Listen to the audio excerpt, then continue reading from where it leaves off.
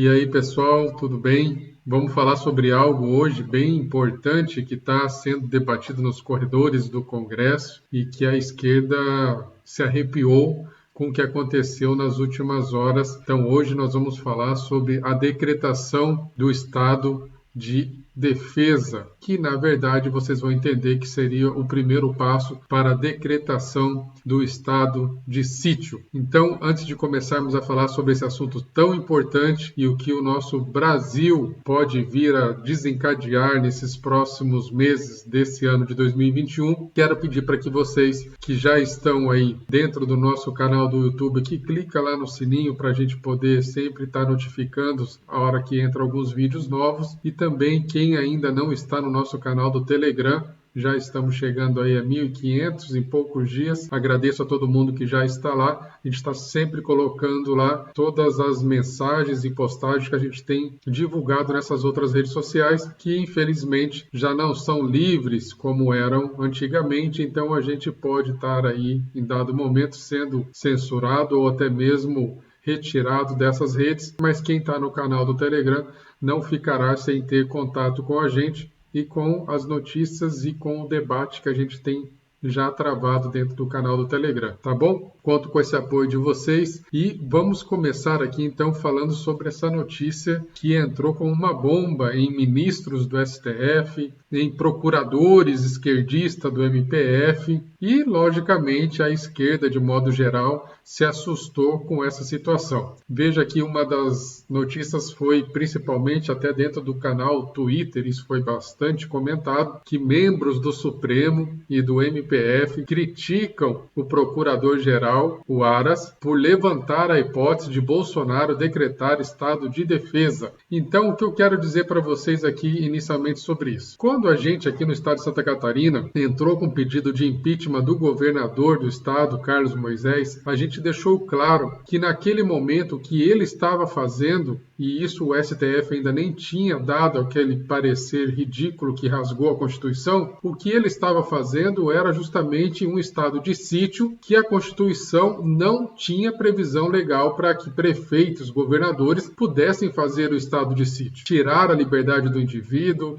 prender todo mundo dentro de casa, fechar estabelecimentos, proibir circulação em vias, rodovias e até mesmo no estado de Santa Catarina em praias, que pertencem à União e não a eles, legisladores estaduais, ou até mesmo ao Poder Executivo, como foi feita a proibição. E aí, naquele momento, a gente veio com uma definição da Suprema Corte da Vergonha dizendo, não, agora prefeitos e governadores é que têm autonomia para fazer o que tiver que ser feito. O presidente, na verdade, não pode mais. Ou seja, eles inverteram a regra do jogo, colocaram para os prefeitos e para os governadores o poder que a Constituição prevê somente ao presidente. E naquele momento até falei, o presidente perdeu o time para fazer a decretação do estado de sítio que teria que fazer, pois diante de uma pandemia, de uma calamidade, ele poderia fazer. No entanto, acabou sendo revelado que ao deixar prefeitos e governadores fazerem o que estavam fazendo, muitos ficaram aí com a corda no pescoço, na corda bamba. Se não houvesse tanto conchavo e até mesmo corrupção dentro das assembleias legislativas, com certeza muitos governadores já estariam fora do governo, já estariam com seu processo de impeachment finalizado, consumado.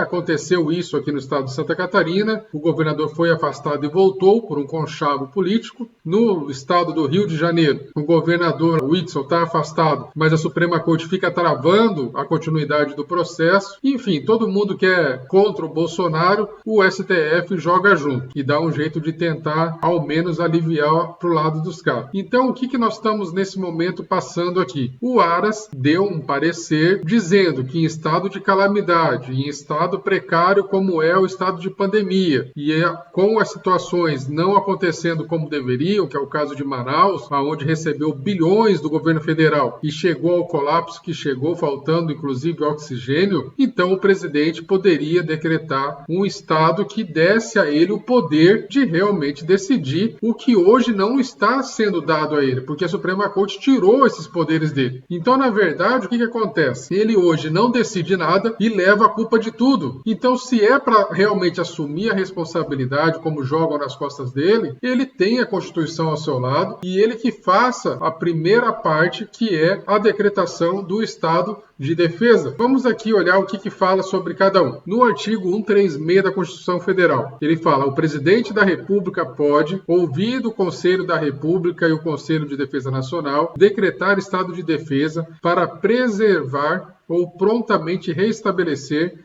em locais restritos e determinados a ordem pública ou a paz social ameaçada por grave e iminente instabilidade institucional ou atingidas por calamidades de grandes proporções da natureza. Depois nós vamos voltar aqui no estado de sítio, mas vamos falar sobre esse estado de defesa primeiramente. Então, o que acontece aqui? O estado de defesa, o presidente decreta. O estado de sítio, ele solicita. E aonde que é feito isso? O estado de defesa, ele decreta e aí o Congresso vai julgar a situação do que ele acabou de decretar. Se estiver de recesso, eles terão 10 dias para fazer isso. Se não estiver de recesso, eles terão 48 horas. Com isso, o que aconteceu no Amazonas e o que está acontecendo em alguns outros estados, que mesmo recebendo bilhões, não conseguiram colocar ordem na casa, não conseguiram atender a comunidade como deveria, com zelo, né? Então, o que vai acontecer? O governo federal e somente o presidente da República tem esse poder, faz a decretação do estado de defesa para resolver aquela situação de calamidade. Porque o que os governadores estão querendo, e acabam muitas vezes conseguindo, principalmente através da Suprema Corte, é que o estado de calamidade permaneça por mais um ano, que é o ano de 2021.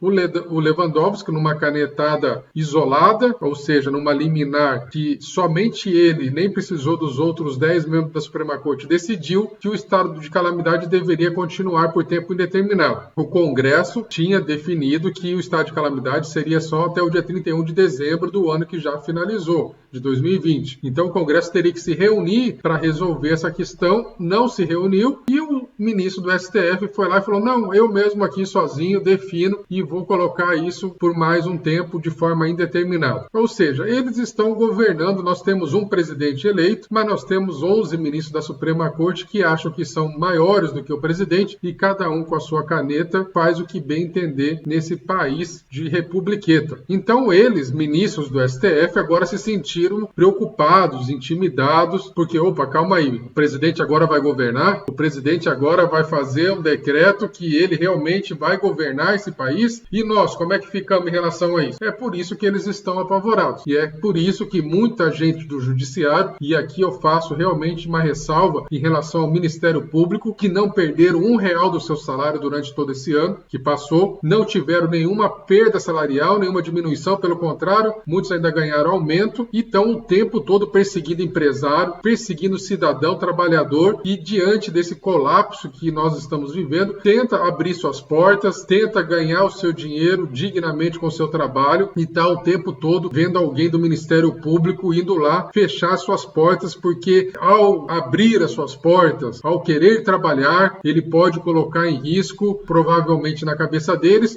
o procurador pode colocar em risco a família do procurador, eles só pensam no umbigo deles. Então essa ideologia que segue boa parte do Ministério Público, onde o presidente não tem poder, mas quem sabe de tudo são eles do Poder Judiciário e o Ministério Público, então isso aí, na verdade, coloca medo nessa turma quando o presidente pode sim decretar o estado de defesa. E uma vez decretado o estado de defesa, ele pode ficar por 30 dias e depois prorrogado por mais 30. Se ainda assim o presidente definir que não ainda há uma solução adequada e que tem que permanecer um estado, que aí passará a ser chamado de estado de sítio. E para o estado de sítio, algumas regrinhas mudam, porque ele, na verdade, ao invés de decretar, ele vai solicitar ao Congresso que autorize essa decretação e aí o estado de defesa passa a se tornar o estado de sítio. Ele não precisa necessariamente fazer o estado de defesa antes de fazer o de sítio, ele pode fazer o de sítio direto. Mas,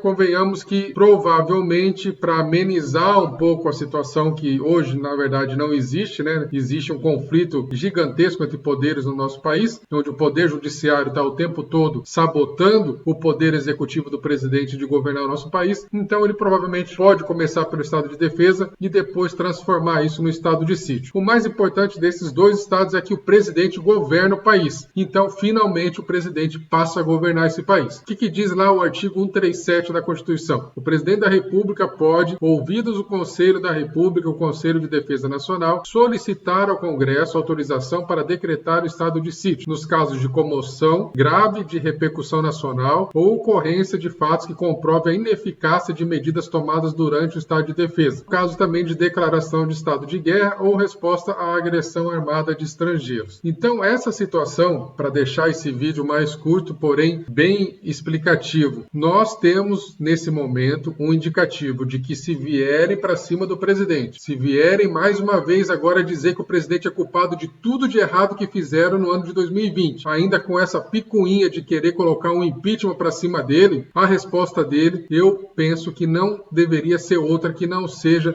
decretar esses dois estados, o estado de defesa e o estado de sítio, pois assim o presidente finalmente irá governar o nosso país e nós, eleitores que votamos no presidente, teremos como realmente avaliar se as decisões dele estão sendo corretas, coerentes ou não com aquilo que a gente espera dele. Porque hoje o que a gente percebe é que tudo que ele tenta fazer é derrubado e aí os outros fazem de tudo para sabotá-lo e ainda assim jogam a responsabilidade toda nas costas dele. Então, esse é um vídeo para te explicar o que nós temos aí de cenário pela frente e é muito importante que o povo esteja preparado e demonstrar o seu apoio ao presidente que sozinho não conseguirá governar esse país, tá bom? Seguimos juntos nessa batalha, fiquem com Deus, força e honra!